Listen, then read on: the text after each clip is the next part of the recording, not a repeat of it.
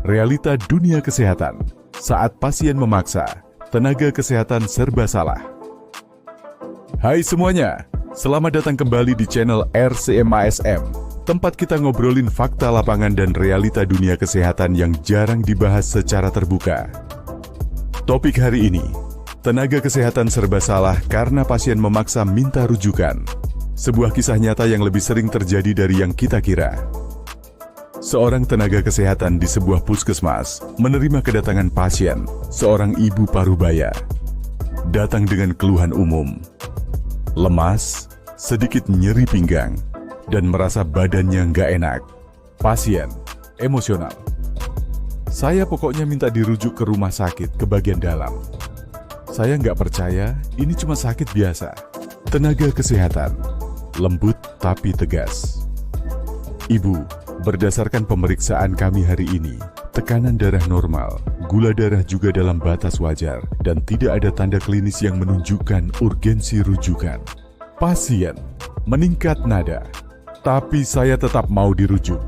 Tenaga kesehatan pun berada di posisi sulit, antara bertahan dengan prosedur medis yang ada, atau memberikan rujukan demi menghindari keributan dan aduan ke atasan.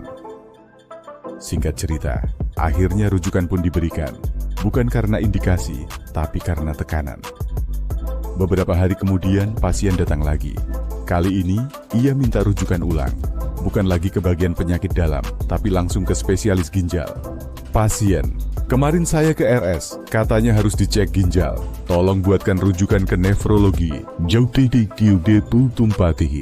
Tenaga kesehatan. Ibu, hasil laboratorium ibu kami sudah terima.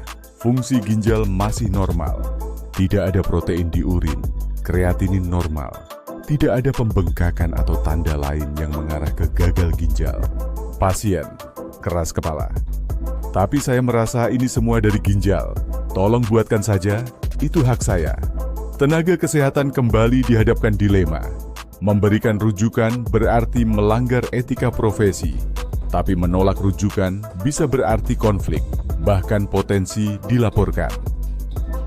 Teman-teman, mungkin ini terlihat sepele dari luar, tapi dalam dunia medis, rujukan bukan sekadar surat. Rujukan adalah bentuk tanggung jawab medis. Harus ada indikasi yang jelas, hasil pemeriksaan pendukung, dan alasan kenapa pasien harus ditangani di fasilitas tingkat lanjut. Kalau tenaga kesehatan memberikan rujukan hanya karena tekanan, maka 1. Rumah sakit bisa kewalahan menangani kasus ringan yang seharusnya bisa selesai di Vaskes 1. 2. Sistem JKN BPJS bisa terganggu karena biaya ditanggung untuk kasus yang tidak layak rujuk. 3. Pasien yang benar-benar butuh rujukan jadi tertunda. Banyak tenaga kesehatan ingin melayani pasien sebaik mungkin, tapi mereka juga terikat pada etika dan SOP. Kalau semua permintaan pasien dituruti tanpa filter medis, sistem bisa kacau. Dan yang paling menyedihkan, ketika tenaga kesehatan menolak dengan penjelasan logis, mereka dianggap tidak membantu, bahkan kadang disudutkan oleh pasien atau keluarganya. Kita sebagai pasien juga punya hak, tapi juga ada kewajiban. Hak kita adalah mendapatkan pelayanan medis yang bermutu. Tapi kewajiban kita adalah mempercayai proses dan kompetensi tenaga kesehatan. Kalau merasa ada yang keliru, boleh kok minta second opinion, tapi jangan memaksa atau memanipulasi demi keinginan pribadi. Teman-teman, sistem kesehatan akan berjalan baik kalau kita semua saling menghargai. Pasien, tenaga kesehatan, dan rumah sakit masing-masing punya peran. Buat para nakes yang pernah mengalami kejadian seperti ini, tulis pengalamanmu di kolom komentar.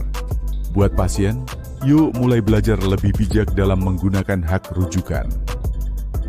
Jangan lupa like, share, dan subscribe kalau kamu setuju bahwa tenaga kesehatan juga manusia yang butuh dihargai. Rujukan itu tanggung jawab medis, bukan permintaan sepihak. Pahami proses, lindungi sistem.